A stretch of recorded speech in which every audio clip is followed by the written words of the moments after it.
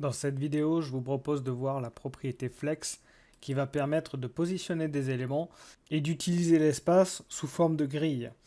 Donc ça va être extrêmement intéressant d'utiliser cette propriété-là et je vais vous montrer comment l'utiliser. Je vais déjà supprimer la position sticky sur l'image. Afin d'éviter qu'elle me gêne, je vais la remettre en position absolue par exemple. Voilà, comme ça elle ne me gênera pas par la suite. Donc tout en dessous, je vais commencer à créer mon espace de grille et je vais créer un div. On va faire des sections. Dans cette section, on va créer un autre div et on va mettre notre premier élément. On va mettre élément 1 et on va créer d'autres éléments. On va mettre élément 2, élément 3, etc. Voilà, on va partir sur 3 éléments et on va les afficher à l'écran. On va les avoir ici. Ce que je vais faire, je vais y mettre une couleur sur chacun d'eux. Donc je vais créer 3 couleurs. Alors on avait déjà, je crois, utilisé BG Red Blue. On va en créer un troisième ici, BG Green.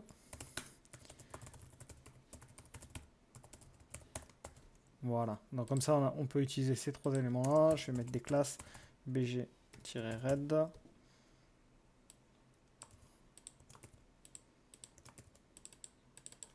BG Blue et BG Green.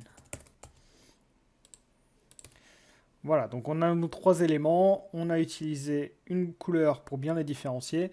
Et maintenant, ce que je voudrais, c'est faire une grille, c'est-à-dire que l'élément 1 soit à gauche de l'élément 2 et que l'élément 3 vienne en dessous.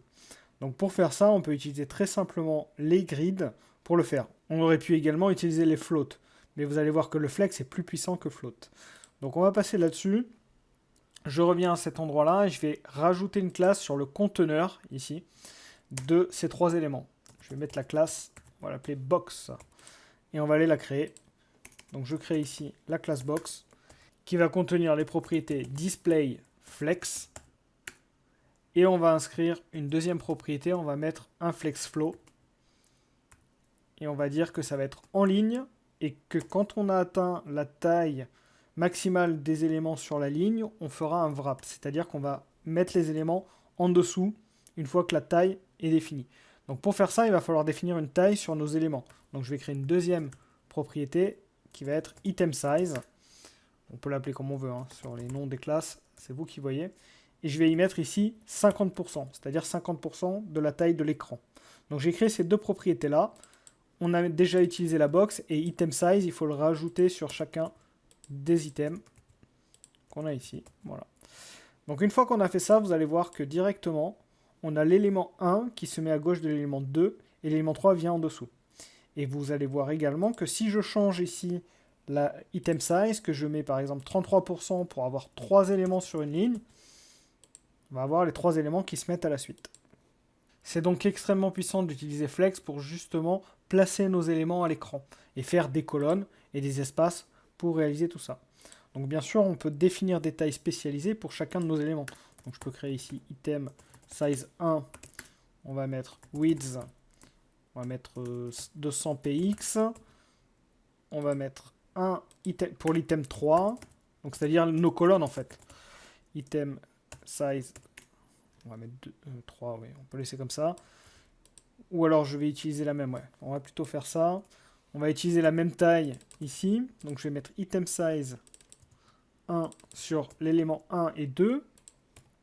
Et on se retrouve à avoir, voilà, donc l'élément du milieu, il fait 50% de la taille, et les deux autres font 200 pixels.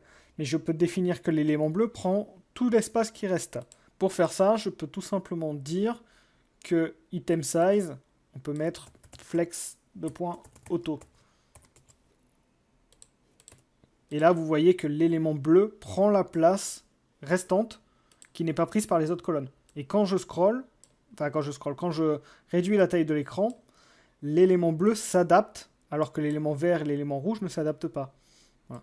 Donc ça peut être extrêmement intéressant, encore une fois, pour organiser votre page. Il y a bien sûr beaucoup plus de propriétés sur le Flex. Je vous invite à regarder sur ce site, qui vous propose pas mal de choses et qui vous indique un certain nombre de propriétés utilisables avec Flex. Je ne vais pas les passer en revue ici, on va de toute manière l'utiliser pour réaliser notre CV.